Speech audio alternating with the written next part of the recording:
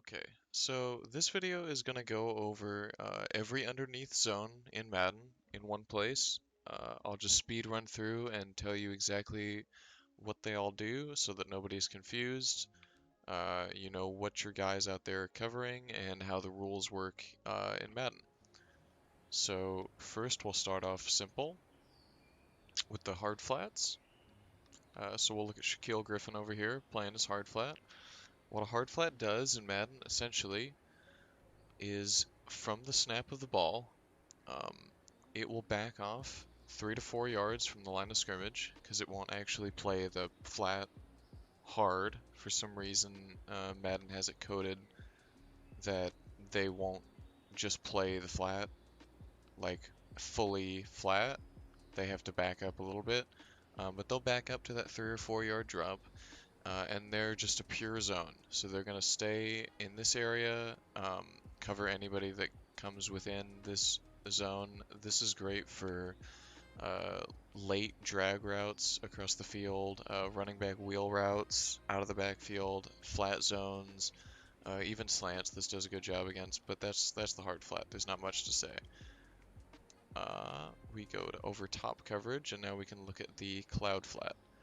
A cloud flat, also pretty simple.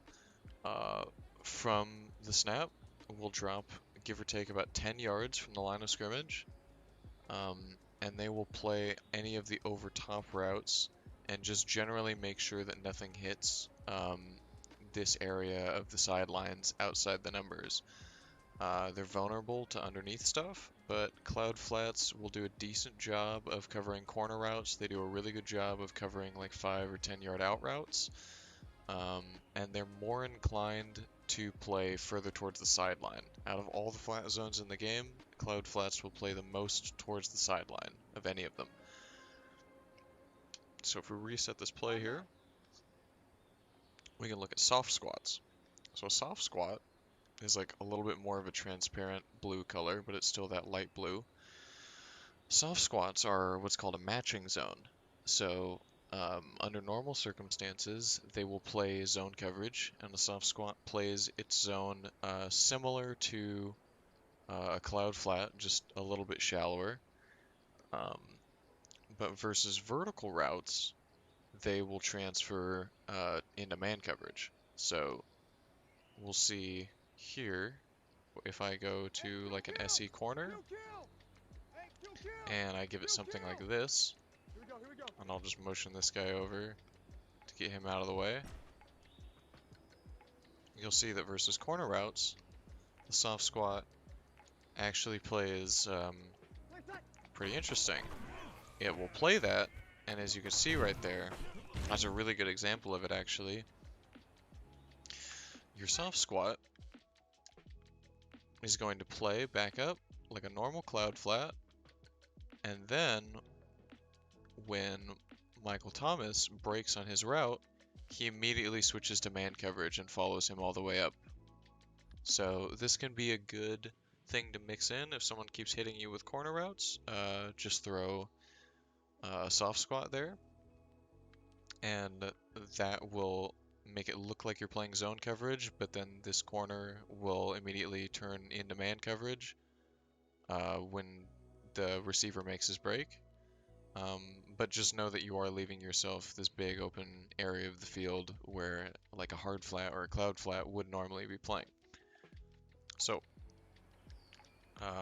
next we have to go to cover 4 quarters. So I can go over quarter flats. A quarter flat is just the cover 4 terminology as the soft squat. There's literally no difference in how they play. A quarter flat is the light, like the bright pink color. It is the same as a soft squat, just in cover 4 coverage. Nothing much to talk about there. We can move on to cover 3 now, and I will go over curl flats. There we go, curl flats. You can see Dunbar here. This is the dark purple one. A curl flat is essentially a cloud flat out of cover 3, like a cover 3 terminology curl flat. The only difference is that they are more inclined to play towards the numbers and not as far towards the sidelines as a cloud flat does. So curl flat will play a little bit closer in. This will stop like slot receiver curl routes and stuff like that. He'll be around this area of the field, whereas a cloud flat will be more inclined to play towards the sideline. We can take a look at seam flats now. A seam flat is probably the most complicated zone in Madden that corners can be on, because it's a match zone as opposed to a pure zone like a cloud or a hard or a curl. The interesting thing about seam flats is that in this situation right here, where both of our seam flats are faced with a 3 wide receiver set on one side and 1 tight end on the other side, they will play exactly like curl flats. They might as well just be called a curl flat. However, what a seam flat does that's interesting is if I take one of these guys and I motion him over to the other side, now we have 2 wide receiver sets on both sides of the field.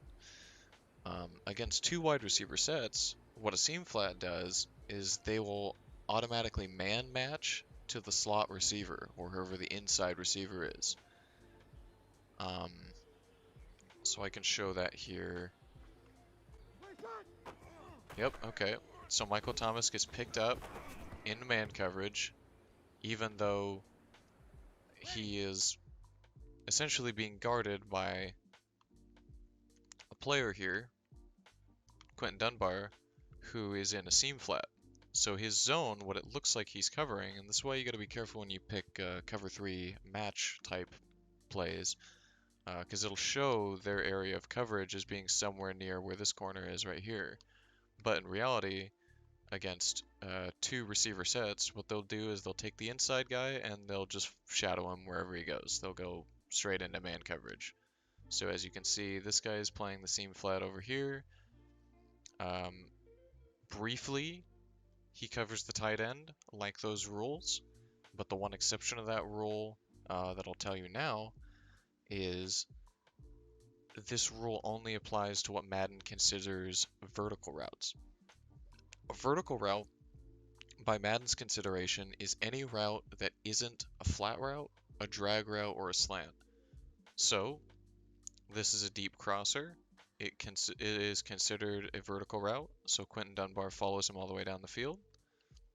This tight end, however, is technically the inside receiver on this set.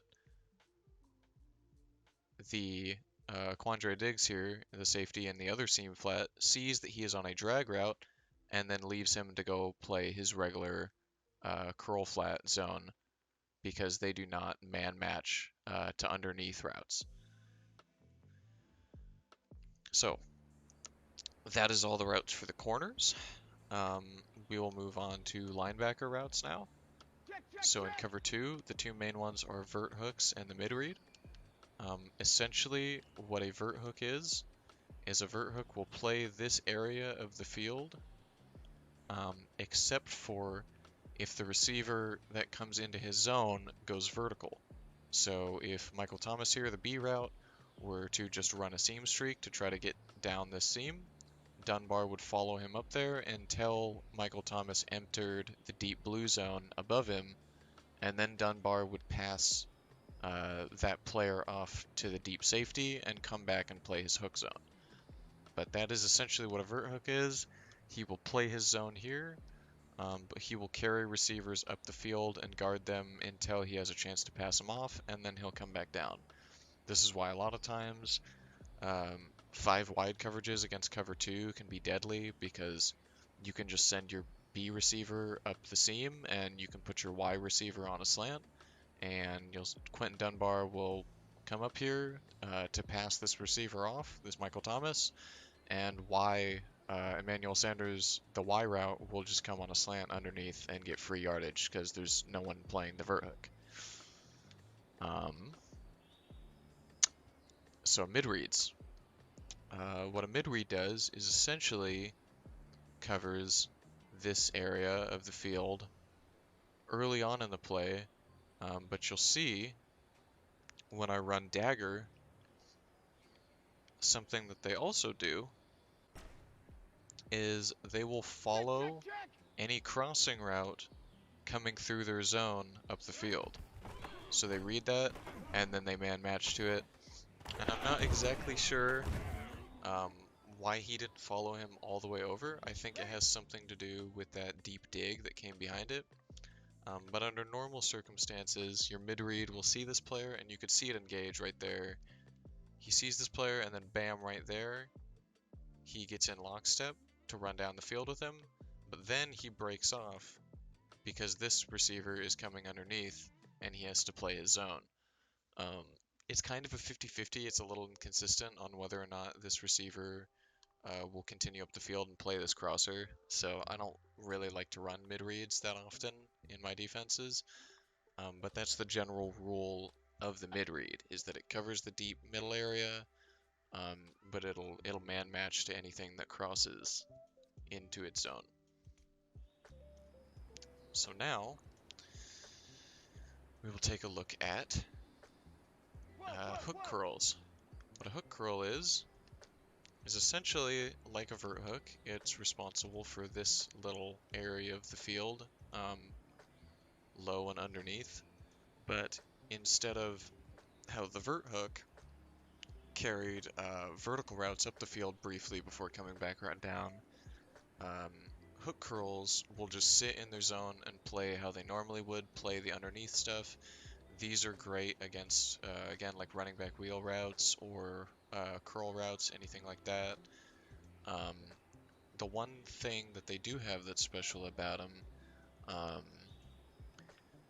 is that a drag or a slant or anything coming from the other side of the field, coming into their zone, they will pick up and carry down the field. So let's just say if Jared Cook here, the tight end on an A route, if he ran a slant route, Marquise Blair here actually wouldn't care about him at all. He would just pass him off. But then the second that he came into DJ Reed's zone here, Reed would pick him up and carry him down the field. The same thing goes with Michael Thomas on the B route. If he was on a slant, DJ Reed would ignore him for the most part, and then Marquise Blair would pick him up and carry him to the sideline. Other than that, what do we still have? A 3-rec? I don't think I've gone over 3-recs yet. Getting towards the end here. So a 3-rec, you'll find these a lot in like cover 1 hole defenses, and you'll find them in like cover 6s or cover 9s. A 3-rec essentially will play the same as the hook curl that I just talked about, but it will drift towards the inside receiver of a bunch. So like if there's a tray or a bunch or any 3 receiver set, it'll immediately go to play the inside route from the from the inside receiver, and then it will break off and go back into its zone. So you can kind of see what I'm talking about with this Z spot and go play. And that 3-rec, you'll see, even though the bunch is over here to the right side, and the vert hook is on the right side, even though Quandre Diggs has this zone, you'll see that Marquise Blair will come over and play it briefly before going back to his zone. He cheats towards that side, and then he comes straight back into man coverage, or into zone coverage, into his zone. So 3-recs can be very tricky and can mess with people, because you'll see it looks like this guy is manned up to the tight end, because you'll see he comes and he shoots down, and it looks like to a quarterback making this read, it looks like he's coming down to play the tight end flat route here. But then he just stomps on the brakes and then comes back to play this middle route here. So this can get you a lot of free picks, because someone will see the linebacker running across the field down to that flat and will throw it a 13, and then bam, there's a guy right there to make the interception. So that is what 3-recs can do for you. So that pretty much covers it. Next video, I might go into some defensive adjustments and how to adapt on the fly to routes that your defense keeps giving up. But that's it for this one.